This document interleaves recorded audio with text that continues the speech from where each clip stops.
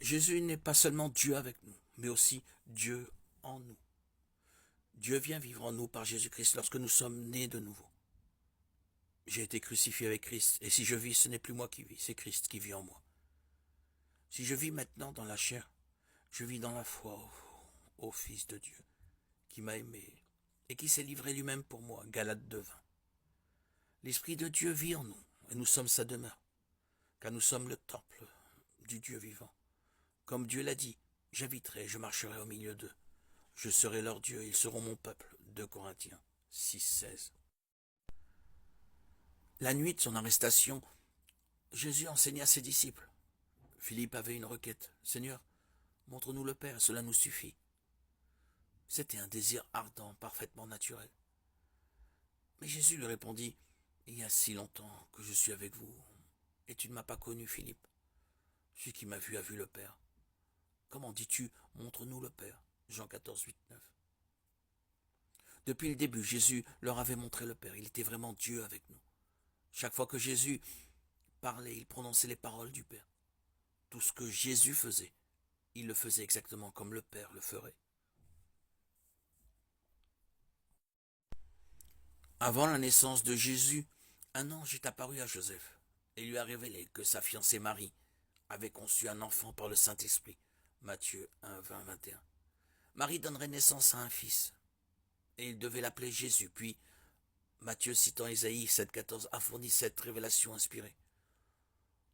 Tout cela arriva afin que s'accomplisse ce que le Seigneur avait annoncé par le prophète. Voici la Vierge sera enceinte, elle enfantera un fils. Et on lui donnera le nom d'Emmanuel, ce qui signifie Dieu avec nous. Matthieu 1:22-23. 700 ans plus tôt, le prophète Ésaïe avait prévu la naissance virginale du Messie promis. Il a prophétisé que son nom serait Emmanuel, ce qui signifie Dieu avec nous. En se référant aux paroles d'Ésaïe, Matthieu a reconnu Jésus comme étant l'Emmanuel. Le nom Emmanuel exprime le miracle de l'incarnation. Jésus est Dieu avec nous. Dieu a toujours été avec son peuple, dans la colonne de nuée au-dessus du tabernacle, dans la voix des prophètes, dans l'arche de l'alliance.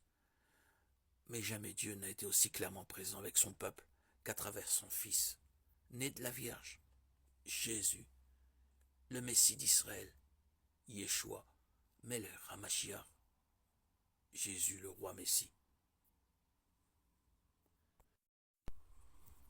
Si le don de parler en langue est pratiqué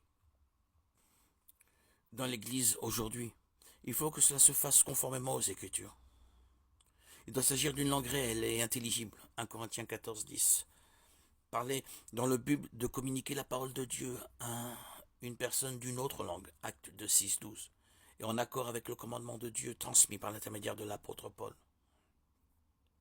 Y en a-t-il qui parlent en langue? Que deux ou trois ou plus parlent, chacun à son tour, et que quelqu'un interprète. S'il n'y a pas d'interprète, qu'on se taise dans l'Église et qu'on parle à soi-même et à Dieu. 1 Corinthiens 14:27-28. Le parler en langue doit aussi être pratiqué conformément à 1 Corinthiens 14:33, car Dieu n'est pas un Dieu de désordre, mais de paix. Dieu peut parfaitement donner à quelqu'un le don de parler en langue pour lui permettre de communiquer avec quelqu'un d'autre qui parle une autre langue. Le Saint-Esprit est souverain dans la distribution des dons spirituels. 1 Corinthiens 12:11.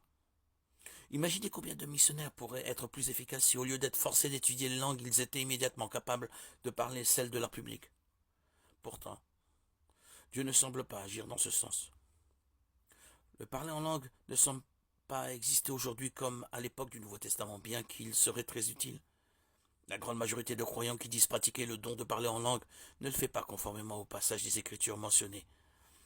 Ces faits mènent à la conclusion que le don de parler en langue a cessé ou est en tout cas devenu rare dans le plan de Dieu pour l'Église d'aujourd'hui.